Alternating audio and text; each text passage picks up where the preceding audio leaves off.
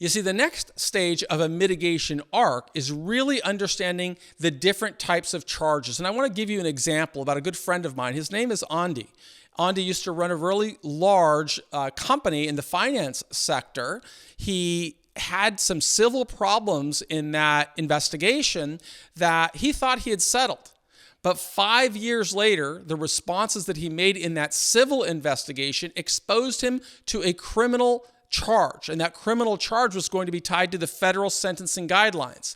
Fortunately, he had done some work to understand how the system works, and he was able to negotiate a charge the way that prosecutors charged him, and it minimized the exposure he had to a criminal sanction. You see, under the federal sentencing guidelines, there are loss amounts. And because there's a substantial amount of money, that loss amount table can result in a sentence of many years.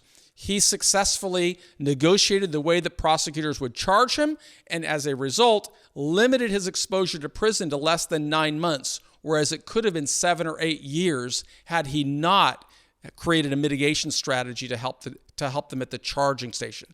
Learn how you can sow seeds for a mitigation strategy at different stages of the journey, because it's never too early and it's never too late to start sowing seeds for a better outcome.